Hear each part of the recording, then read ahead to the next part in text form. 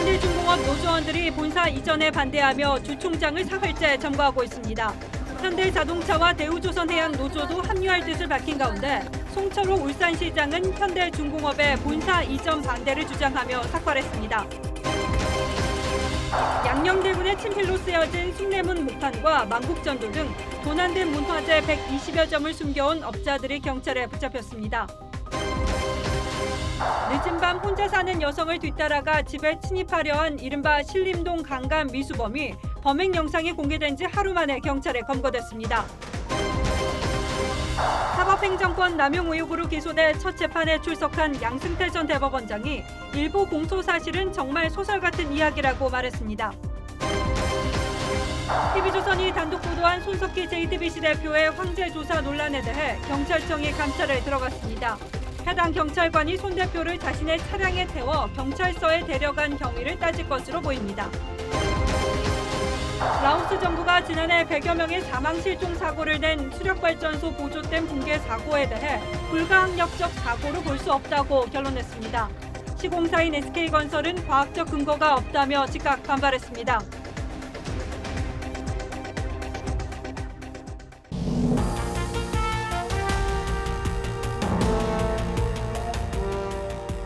여러분 안녕하십니까? 뉴스9의 신동욱입니다. 울산 현대중공업의 임시 주주총회를 앞두고 전국의 노동단체들이 울산으로 모여들고 있습니다. 대우조선해양을 인수하는 과정에서 회사가 물적 분할을 통해 노동자의 이익을 침해할 수 있다며 강하게 반발하고 있는 겁니다. 대우조선해양노조는 현대중공업 노조가 점거 중인 울산 한마음회관에 경찰이 투입되면 즉각 동반 총파업에 들어가겠다고 선언했고 현대차 노조도 가세했습니다. 여기에 울산 지역 정치권과 시민사회단체들도 노조 파업을 지지하고 나서면서 상황은 더욱 복잡하게 얽혀가고 있습니다. 먼저 이심철 기자가 보도하겠습니다. 건물 앞이 노조원으로 가득합니다. 노조원들은 법인 분할을 반대하는 구호를 잇따라 외칩니다.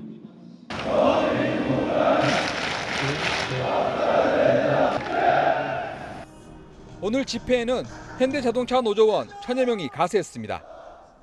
내일은 대우조선해양 노조원 200명도 합류할 예정입니다. 농성장을 침탈하든지 두 가지가 발생하면 전체가 총파업하는 겁니다. 현대중공업은 오늘 노조를 찾아가 세 번째 퇴고 요청을 했습니다. 노조는 물적 분할 중단을 요구했습니다. 만약에 중단한다면 우리가 어떤 방법이라도 대화로서 이야기할 수 있는 충분한 여건을 만들겠습니다. 그러니까 제가 부탁드리겠습니다. 일단 회사도 마찬가지. 일단은 우리가 31일 날 추총을 해야 되기 때문에 이 장소는 추총할 수 있도록 그렇게 해주십시오. 어젯밤에는 노조원 3명이 공장 자재 창고에서 대형 비닐 롤 등을 꺼내다 보안 직원에게 적발됐습니다.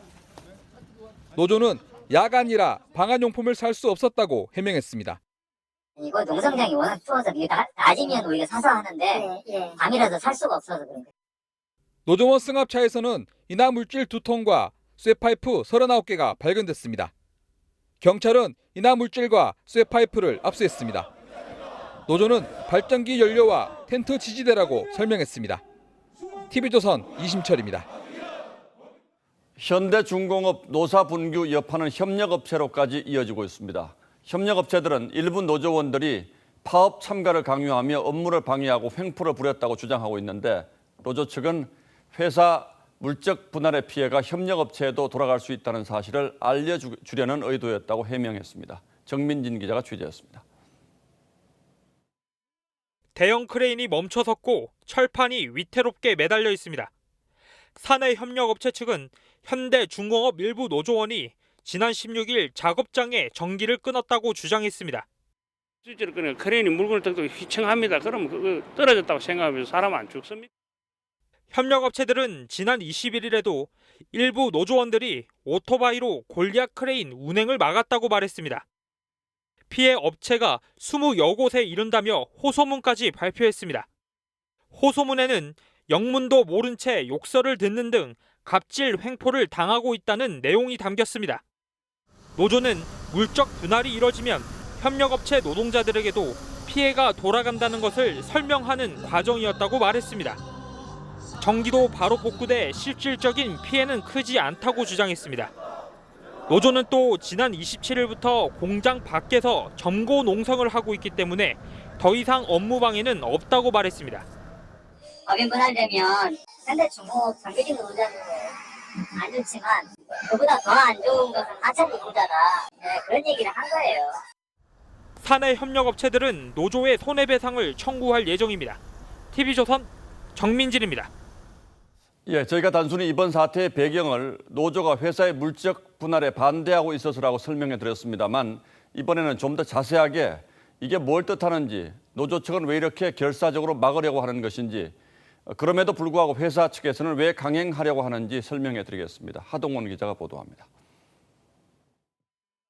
현대중공업은 대우조선해양을 인수하기 위해 회사를 둘로 나눠 중간지주 회사인 한국조선해양을 새로 설립할 예정입니다. 물적 분할 방식인데 회사와 노조의 해석은 다릅니다. 현대중공업 노조는 자산은 절반 가까이 내주고 부채만 떠안는다며 구조조정이 불가피할 것이라고 반발합니다. 우리는 열심히 뼈 빠지게 일을 해도 회사 좀만 어려워지면 임금 반납해라, 그 다음에 구조조정하겠다, 이런 것에 자유롭지 않고. 현대중공업은 중간지주 회사도 채무를 부담한다며 구조조정 목적이 아니라고 반박했습니다. 물적 분할을 할 수밖에 없는 상황입니다. 구조조정을 하기 위해 혹은 노조를 약화시키기 위해. 울산 시민 3천여 명은 시민 총궐기 대회를 열었습니다. 시민들은 중간지주 회사의 본사를 서울로 옮기면 안 된다고 반발했습니다. 이 자리에 지역 정치인들은 여야를 가리지 않고 참석해 한 목소리를 냈습니다. 송철호 울산시장 등은 삭발까지 했습니다. 서울로 본사를 가는 것은 시대 정신에도 어긋날 뿐만 아니라 울산 시민의 열망을 배반하는 것입니다. 현대중공업 물적 분할과 본사 이전 여부는 오는 31일 임시주주총회에서 최종 결정됩니다. TV조선 하동훈입니다. 사법행정권 남용 혐의로 재판에 넘겨진 양승태 전 대법원장이 오늘 처음으로 재판정에 나왔는데 매우 강도 높게 검찰을 비판했습니다. 검찰의 일부 주장은 소설 같은 얘기라며 사실관계를 반박한 건 물론 이렇게 잔인한 수사가 대한민국 외에 또 어디에 있겠느냐며 감정에 호소하기도 했습니다. 앞으로 상당한 법적 공방을 예고한 셈입니다. 한송원 기자가 취재했습니다. 검은 양복 차림의 양승태 전 대법원장이 호송차에서 내립니다. 구속 기소 석 달 만에 첫 정식 재판에 나서는 긴장감도 묻어납니다. 피고인석에 앉은 양 전 대법원장은 1시간 넘게 이어진 검찰의 공소 사실을 묵묵히 듣고 난 후 25분간 작심 발언을 쏟아냈습니다. 먼저 검찰의 공소 사실은 전혀 근거 없는 얘기라며 소설 같은 픽션이라고 비난했습니다. 그러면서 검찰의 수사는 처벌거리를 찾기 위한 수사였다며 이토록 잔인한 수사가 대한민국 외에 더 있냐고 비판했습니다. 공소장에 사람이나 행위가 둘 이상이라며 등으로 표현된 부분도 문제 삼았습니다. 공판을 권투에 비유하며 상대방의 눈을 가리고 두세 사람이 한 사람을 때리는 격이라는 주장입니다.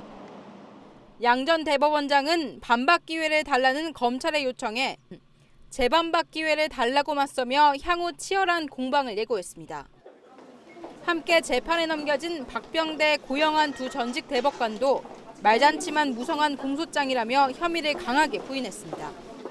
재판부는 모레까지 서류 증거 조사를 마치는 대로 다음 달부터 임종원 전 법원행정처 차장 등 핵심 증인들에 대한 신문에 들어갈 계획입니다.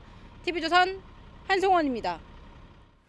법무부 검찰과거사위원회가 김학의 전 법무부 차관 사건을 총체적인 부실 봐주기 수사로 규정했습니다. 그리고 건설업자 윤중천 씨와 유착 의혹이 제기된 한상대 전 검찰총장 등 3명에 대한 검찰 수사를 촉구했습니다. 사실상 수사를 하라는 권고 성격의 결론입니다. 보도에 박경준 기자입니다. 법무부 과거사위원회는 2013년 김학의 전 차관 사건 1차 수사 당시 검찰과 경찰 모두 부실 수사였음을 지적했습니다. 경찰은 김 전 차관 관련 뇌물수수 혐의를 빠뜨렸고 검찰은 경찰로부터 넘겨받은 성범죄 부분만 검토해 그것도 혐의 없음 결론을 내렸다는 겁니다. 검찰이 피해 주장 여성의 진술 신빙성을 무너뜨리는 데만 집중해 봐주기 수사로 볼만하다는 겁니다. 과거사위는 건설업자 윤중천 씨와 당시 전현직 검찰 고위 관계자들의 유착 관계가 영향을 미쳤다고 봤습니다. 당시에 검찰이 이렇게 수사를 했던 것들을 보면 윤중천과 김학의의 관계를 넘어서 검찰 고위 관련자들에 대한 수사가 확대되는 것을 검찰이 막기 위한 것이 아니었는가. 건설업자 윤 씨가 2011년 한방천하 분양사기 혐의로 수사를 받던 당시 서울중앙지검장이던 한상대 전 검찰총장과 김학의 사건 1, 2차 수사 당시 서울중앙지검 차장검사와 대검 강력부장을 맡았던 윤갑근 전 고검장, 그리고 윤 씨 사건 변호를 맡았던 박충군 전 춘천지검 차장검사를 수사 촉구 대상으로 꼽았습니다. 한 전 총장 등은 금품수수 등 제기된 의혹에 대해 사실무근이라고 강하게 반발하고 있는 상태입니다. 법무부 과거사위원회는 이미 검찰에서 수사가 진행 중인 만큼 이번 발표가 직접적인 수사 권고에 준한다며 관련자들에 대한 엄정한 수사를 촉구했습니다.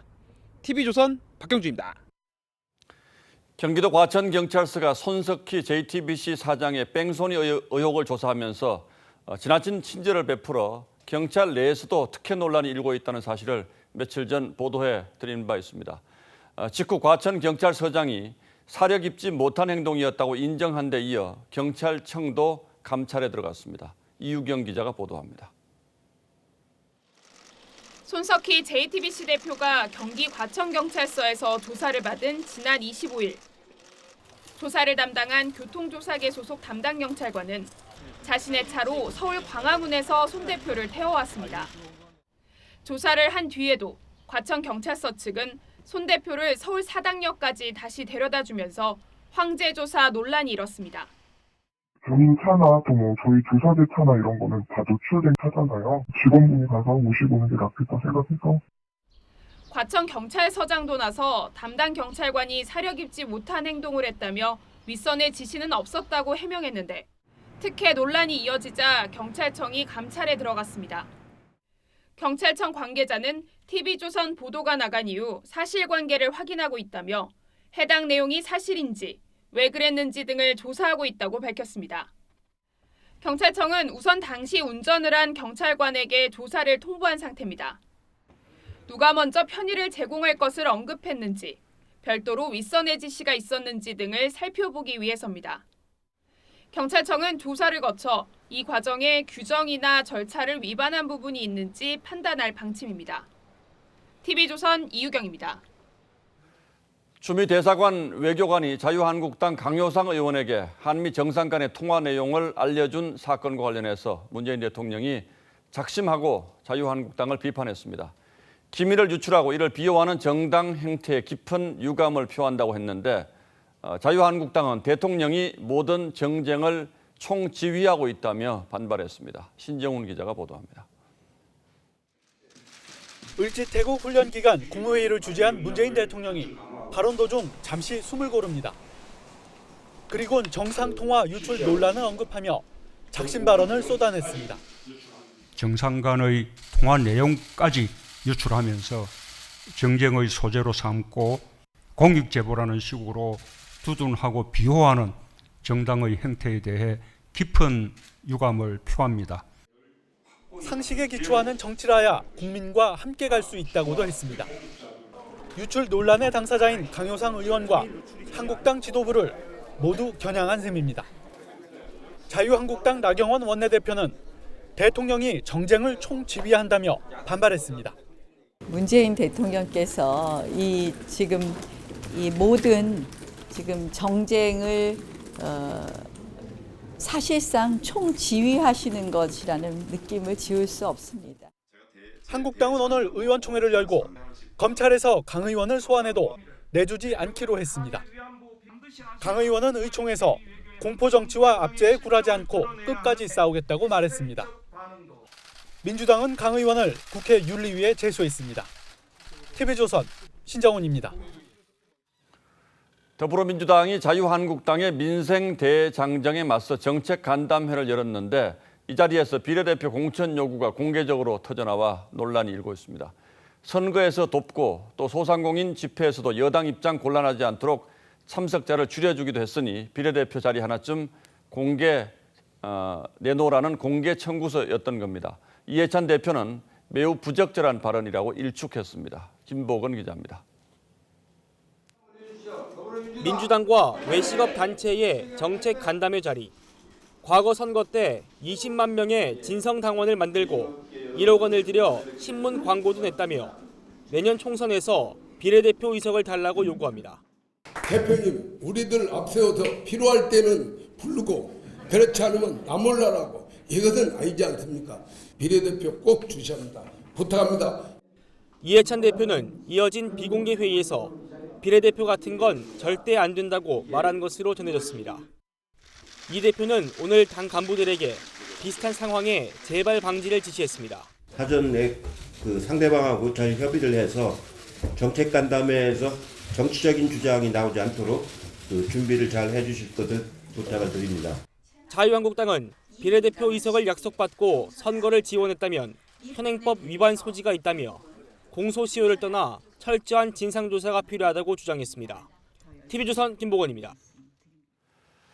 자유한국당은 오늘 강원도 산불 피해 보상 대책을 논의하자며 회의를 소집했는데 관련 부처 차관 전원이 약속이나 한 듯 불참했습니다. 자유한국당은 청와대와 여당의 압박이 있지 않고서는 어떻게 이런 일이 일어날 수 있겠느냐며 강하게 반발했습니다. 여야 간 감정의 골이 위험 수위를 넘어서는 듯합니다. 윤태윤 기자가 취재했습니다. 자유한국당 산불 대책회의, 산불 피해 보상 대책을 논의하려던 자리였습니다. 부처 차관들이 줄줄이 불참하면서 명패만 덩그러니 놓여있고 자리는 비어 있습니다. 일부 차관은 참석 의사를 밝혔다가 직전에서야 불참을 통보했고 한전 김동섭 부사장은 회의 5분 전 지금 여의도에 있지만 불참이 결정됐다며 참석하지 않았다고 한국당은 전했습니다. 이 계산기 두드려서 출석시키고 안 출석시키고 이것이 도대체 이 정권의 민낯입니다. 청와대와 민주당. 결국 야당을 국정 파트너가 아니라 야당을 괴멸 집단으로 생각하기 때문이라고. 민주당은 한국당이 생색내기 회의로 정치 공세를 시작했다며 정부 여당이 공무원에게 야당 회의에 불참하라고 통보했다는 주장은 지나친 상상력이라고 지적했습니다. 청와대와 여당이 불출석하라고 해서 참석하지 않았다는 정치 공세만 남발했습니다. 하지만 이는 명백한 허위이며 민생 문제를 정쟁화하려는 꼼수입니다. 민주당은 또 더 이상 꼼수 부리지 말고 추경 예산 처리 등 시급한 민생 현안을 해결하자고 했습니다. 하지만 한국당은 추경 심사 등 향후 국회 정상화가 더 힘들어졌다며 3당 원내대표 회동도 없음을 시사했습니다. TV조선 윤태윤입니다.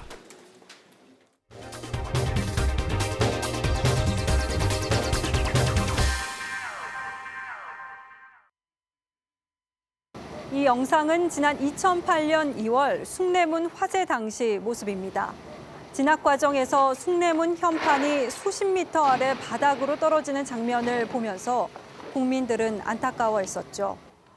복원 과정에서 목판의 원판을 찾을 수 없어서 결국 탁본을 바탕으로 복원하기도 했습니다. 공교롭게도 숭례문 화재 8개월 뒤에 양녕대군의 친필 숭례문 현판 목판본이 도난당하는 순환을 겪었는데 경찰이 11년 만에 비닐하우스에서 찾아냈습니다. 도난당한 뒤 업자들 손에 넘어간 것으로 보이는데요. 경찰은 이 밖에도 국내에서 제작된 세계 지도로는 가장 오래된 것으로 추정되는 보물 이 만국전도 등 도난 문화재 123점을 회수했습니다. 구민성 기자입니다. 골동품 사이로 오래된 목판이 쌓여 있습니다. 지난 2008년 전남 담양 몽한각에서 도난당한 양녕대군 친필 목판입니다. 도난됐던 양녕대군 친필 목판 6점은 이 비닐하우스에 5년 동안 숨겨져 있었습니다. 특히 이 가운데 2점은 양녕대군이 친필로 숭례문이라고 쓴 목판으로 문화재적 가치가 높습니다. 너무나 이 중요한 국가의 문화재고 그래서 잘 보관이 될 수 있는 곳을 지금 물색 중에 있습니다. 70대 남성 A씨는 이 목판을 경매로 팔려다 경찰에 붙잡혔습니다. 현재 복원된 숭례문 현판은 탁본 등을 참고한 것인데 이 목판이 있었다면 복원이 한층 더 수월했을 것으로 전문가들은 보고 있습니다. 25년 전 도난당의 행방을 알 수 없던 보물천 8호 만국전도도 경북 안동의 한 식당 벽지 뒤에서 발견됐습니다. 골동품 업자 B씨가 부인이 운영하는 식당에 감춰두고 경매업체를 통해 팔려다 경찰에 붙잡힌 겁니다. 그 시기까지 사실은 중국 중심의 세계관이 많습니다. 세계관이 확대되면서 그 지도를 예술성까지 가미한 것이 이제 채색 필사지도이기 때문에 경찰은 두 사람이 이들 문화재를 손에 넣게 된 경위를 살피고 있습니다. TV조선 구민성입니다. 혼자 사는 여성을 뒤따라가 집안까지 침입하려 한 30대 남성이 경찰에 붙잡혔습니다. 당시 상황이 담긴 영상이 온라인에서 퍼지면서 누리꾼들은 분노했는데요. 알고 보니까 이 남성 골목길에서부터 여성을 뒤쫓고 있었습니다. 성민혁 기자가 취재했습니다. 좁은 골목길, 여성이 술에 취한 듯 비틀거리며 걷고 모자를 눌러 쓴 남성이 뒤를 쫓습니다. 모퉁이를 돌아도 따라붙던 남성은 엘리베이터에서 내린 여성이 현관문을 열고 집으로 들어가는 순간 문 쪽으로 손을 쭉 내밉니다. 문이 잠긴 걸 확인하고 잠시 망설이다 문을 두드립니다.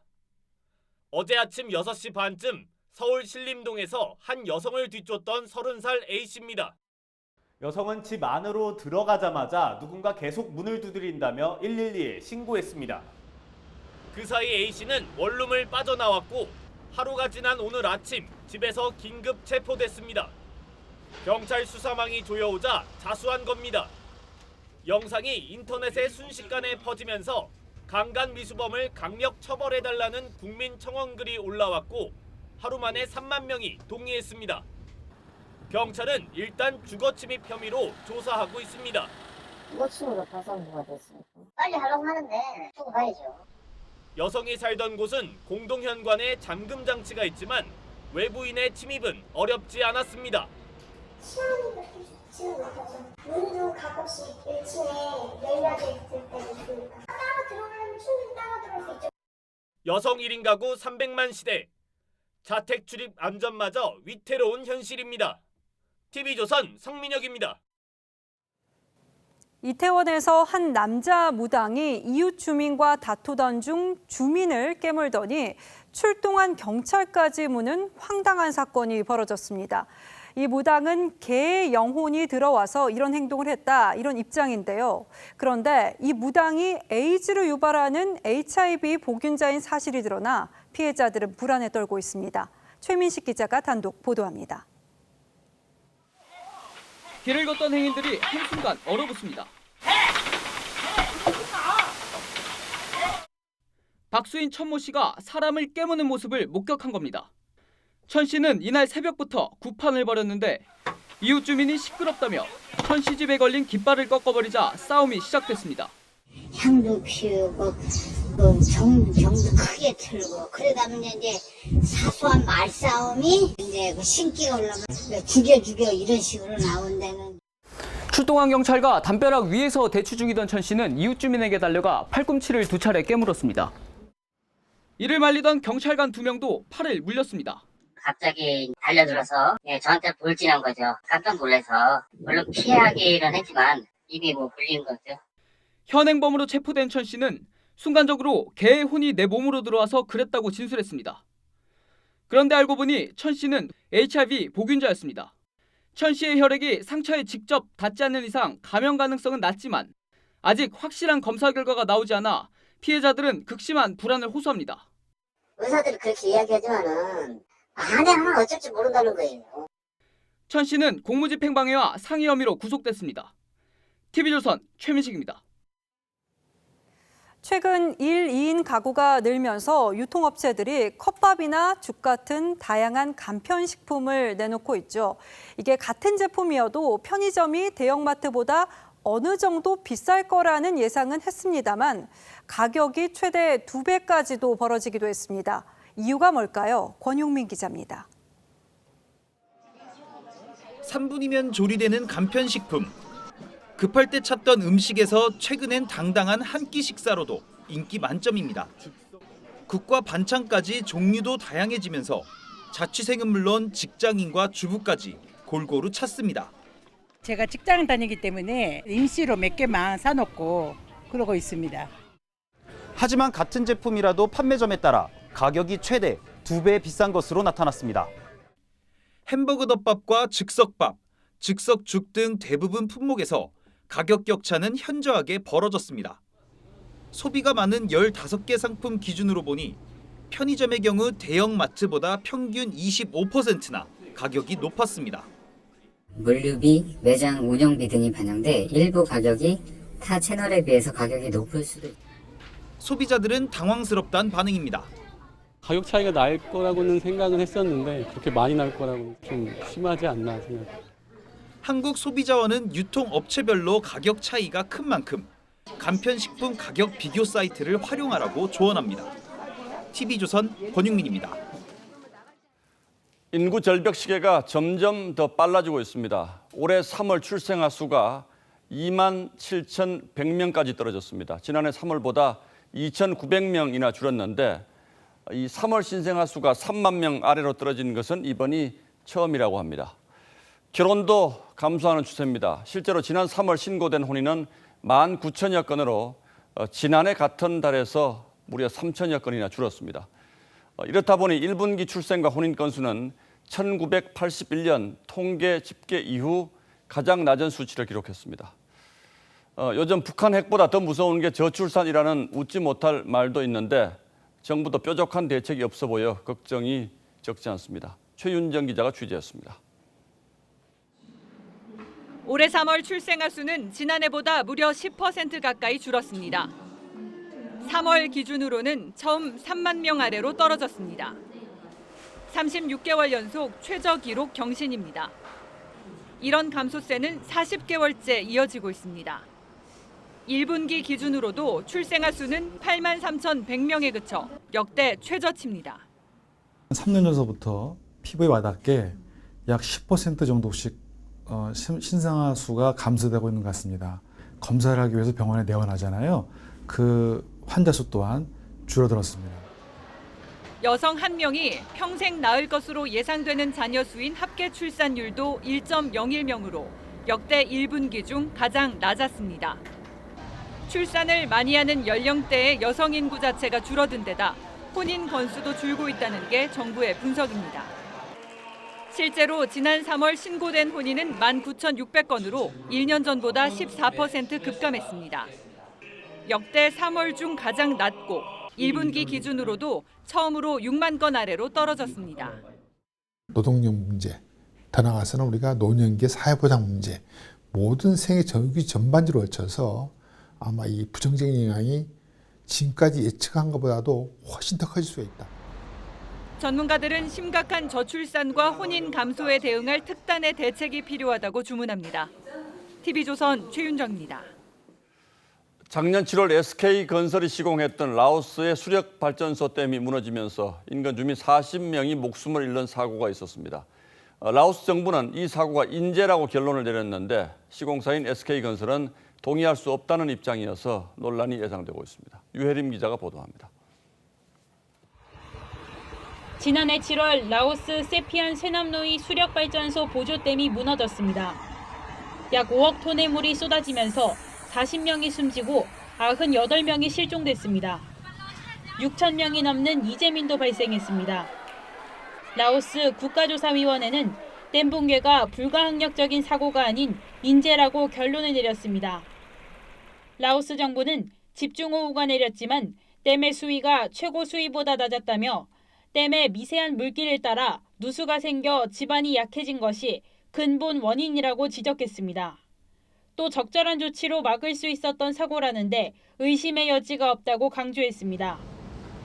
시공사인 SK건설은 동의할 수 없다며 반박했습니다. SK건설은 과학적 근거가 부족하다며 한국정보조사단과 세계 유수의 엔지니어링 업체들은 다른 의견을 갖고 있다고 밝혔습니다. 원인 조사 및 검증이 객관적이고 공정하게 이루어져 명확한 사고 원인 규명이 되기를 촉구하며 SK건설은 피해 복구와 보상에 최선을 다하겠지만 사고 원인은 기업의 명예가 걸려 있어 물러설 수 없다는 입장입니다.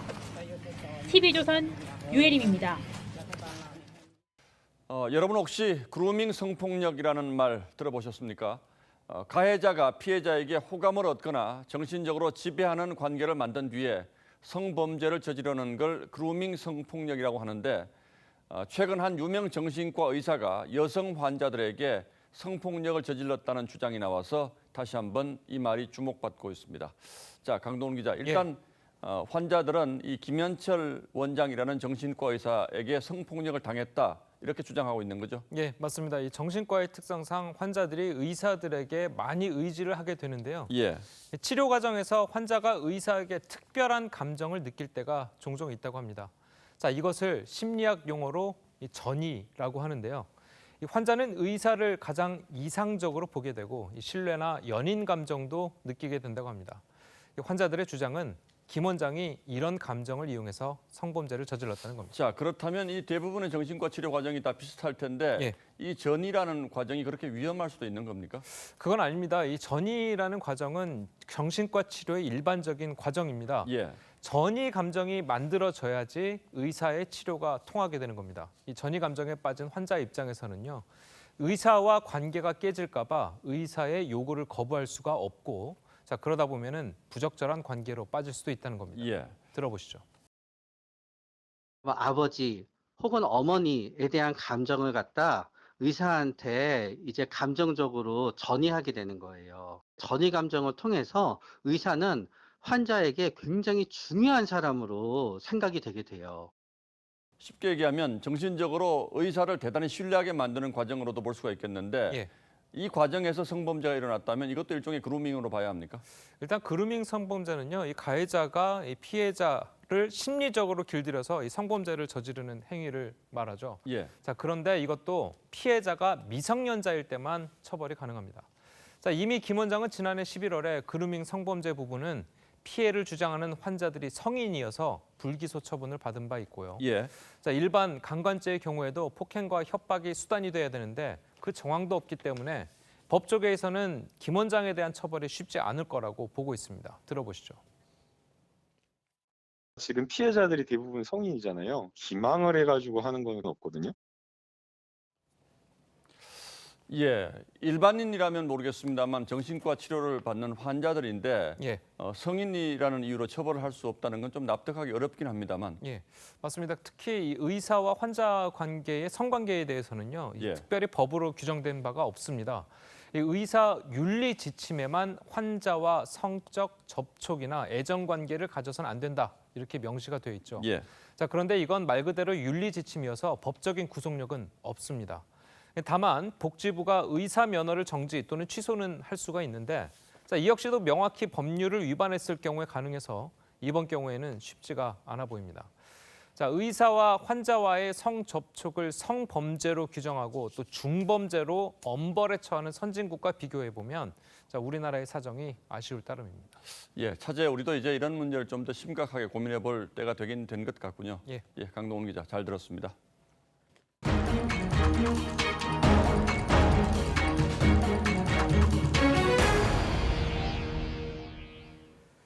서울 홍대 일대 게스트하우스들이 투숙을 한 뒤 돈을 내지 않고 도망쳐버리는 외국인들 때문에 골머리를 앓고 있습니다. 지난주 경찰이 이른바 게스트하우스 먹튀족 3명을 붙잡았는데 이들은 무려 45일 동안 후불이 가능한 게스트하우스만 골라다니며 숙박했습니다. 황선영 기자입니다. 수갑을 찬 채 경찰차에 오르는 20대 여성 외국인 3명. 지난해 12월 국내에 입국한 HC 일행으로 영국과 네덜란드 국적입니다. 이들이 경찰에 붙잡힌 건 홍대 일대 게스트하우스를 돌며 45일 동안이나 숙박비를 내지 않고 도망 다녔기 때문입니다. 피해 금액은 400만 원. 돈을 달라고 하니까 오늘 도망가는 거죠. 한 달 만에 만난 거예요. 다른 게스트하우스에서 무료로 자고 있더라고요. HC 일당은 숙박비를 퇴실할 때 낼 수 있는 후불제가 가능한 게스트하우스만 골라다녔습니다. 게스트하우스 입장에선 투숙객의 행실이 의심스러워도 후불 거부를 하기가 어렵습니다. 손님을 못 믿는 티를 내면 후기를 남기니까 저희도 며칠 전까지만 5팀 정도 명받은 적도 있거든요. 일부 무허가 게스트하우스들은 피해를 당해도 신고를 하지 못해 이를 악용하는 외국인도 적지 않습니다. 복잡해지잖아. 다 해야 되고 사람들이 신고 다 안 해. H씨 일당은 경찰 조사에서 부모님이 돈을 붙여주기로 했는데 받지 못했다며 아예 주지 않을 생각은 없었다고 진술한 것으로 전해집니다. 서울 마포경찰서는 H씨 일당을 사기와 불법 체류 혐의로 입건했습니다. TV조선 황선영입니다. 정부와 안중근 의사 기념관이 안 의사 유해 찾기에 다시 나설 가능성이 커졌습니다. 안 의사가 기독교 묘지에 안장됐다는 러시아 보도가 계기가 된 건데요. 30여 년 가까이 시도한 유해 발굴이 이번엔 성과를 내 그의 넋을 고국에서 기릴 수 있을지 여기에 오늘의 포커스를 맞췄습니다.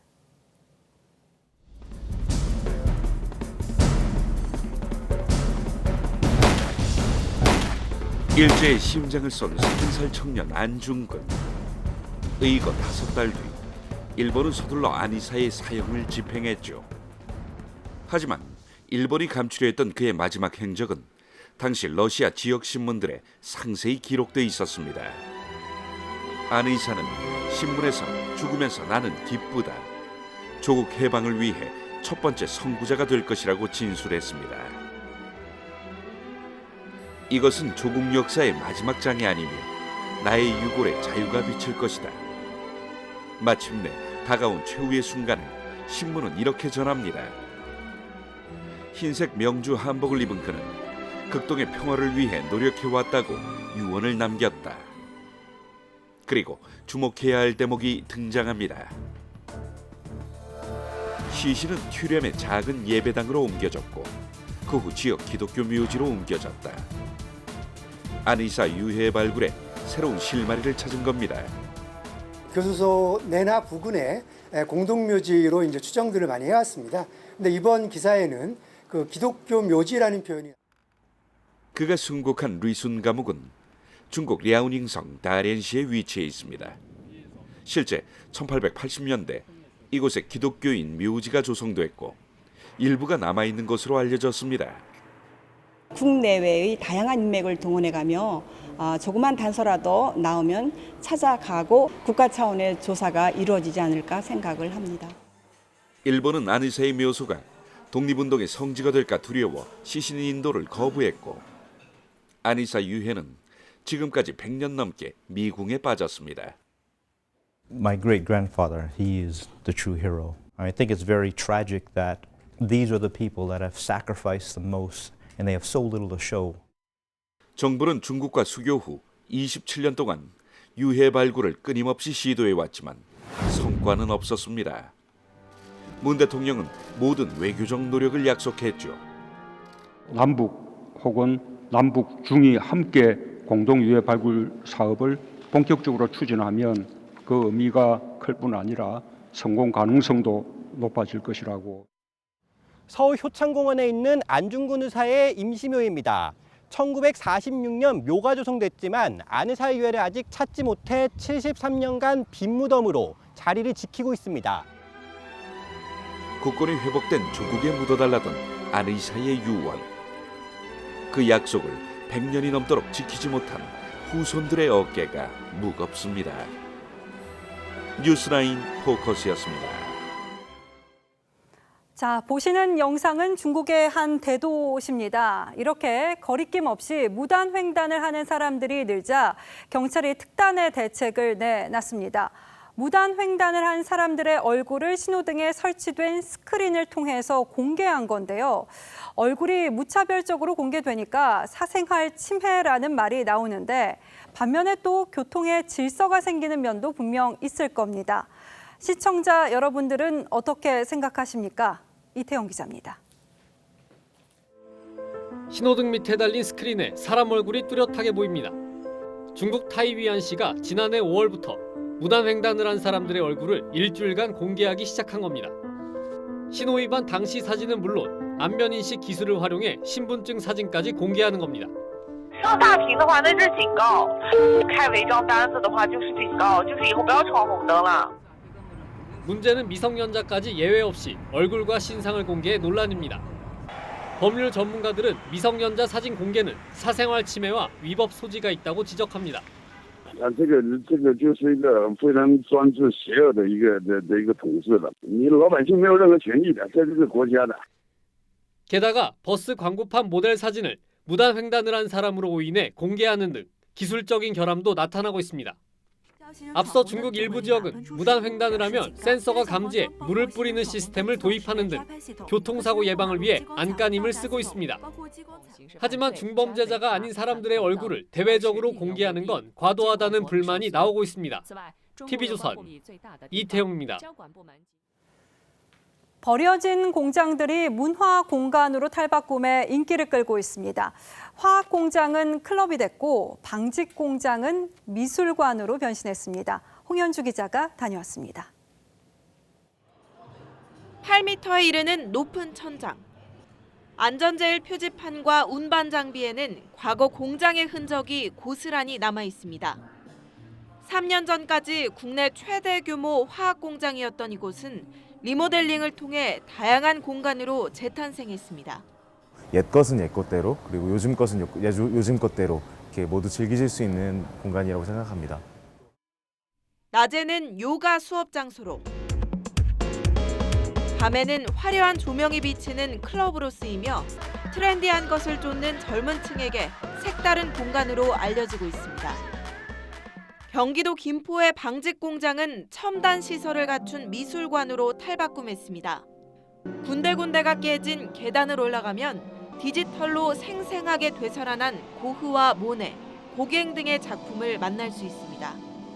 60여 대 프로젝트가 오면으로 빛을 쏘는 이곳에서는 인상파 화가들의 삶과 작품을 마치 영화처럼 웅장하게 나타냅니다. 방직 공장의 흔적과 디지털 작품이 대비되면서 묘한 조화를 이룹니다. 있는 부분들을 그대로 활용을 하면서 깔끔하게 정리를 하고 대부분 기존 것들을 사용을 했다, 이렇게 보시면 될 것 같습니다. 과거와 현재가 공존하는 쓸모를 다한 공장들이 새로운 공간으로 각광받고 있습니다.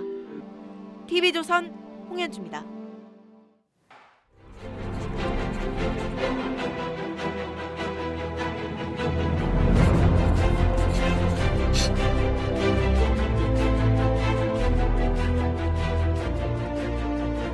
요즘엔 잘 안 쓰는 전국구라는 말이 있습니다. 국회의원을 뽑는 또 하나의 방식, 비례대표를 지역구에 대비해서 부르던 이름이죠. 전국구는 그 흔한 감기 한 번 안 걸리더라.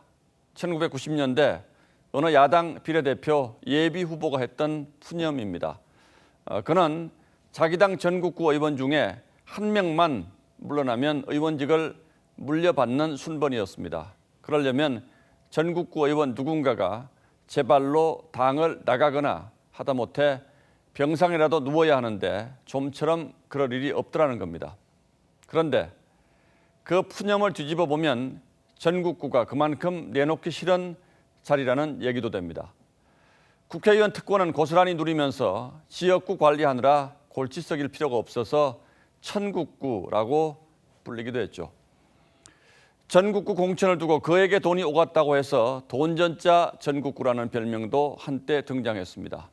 물론 다 옛날 얘기가 되긴 했습니다만 전국구 국회의원을 두고 그렇게 말이 많았던 시절이 있었습니다. 그런데 어제 민주당 정책간담회에서 전국구를 둘러싼 또 다른 요지경이 드러났습니다. 대규모 이익단체인 외식업 중앙회 회장이 집권당 대표에게 대놓고 선거 때 공을 세웠으니 비례대표 의석을 달라고 요구한 겁니다. 내년 4월 13일 우리도 표가 있습니다. 비례대표 꼭 주셔야 합니다. 그는 2016년 총선, 2017년 대선, 그리고 지난달 보궐선거까지 어떻게 민주당을 도왔는지를 구체적으로 열거하기도 했습니다. 지난번 대통령 선거 때도 20만 명 진성 당원을 만들어서 국회에서 기자회견도 하고 5대 일간지에 1억을 들여서 우리는 지지 성명한 바도 있습니다. 그는 또 최저임금 인상에 반대하는 소상공인 집회를 앞두고 민주당 의원 3명이 찾아와서 동원 인원을 줄여달라고 부탁했다는 얘기도 했습니다. 세상에 공짜 점심은 없다는 말, 이럴 때 쓰는 말이죠.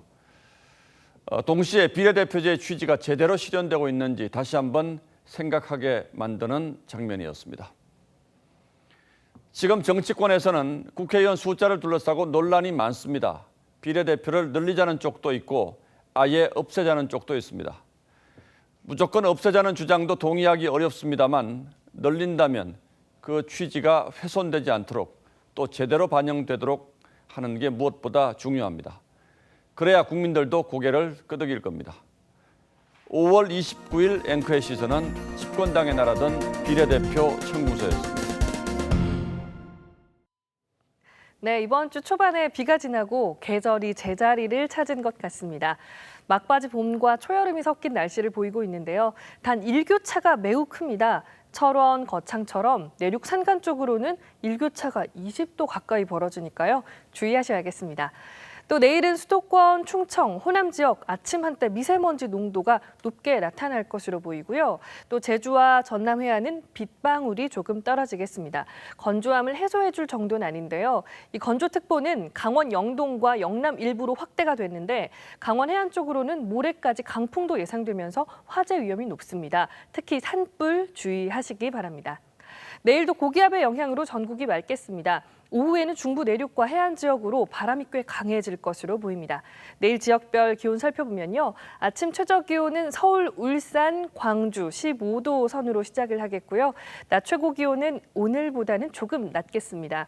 서울 25도, 대구, 강릉 31도, 광주 27도 예상되고 있습니다.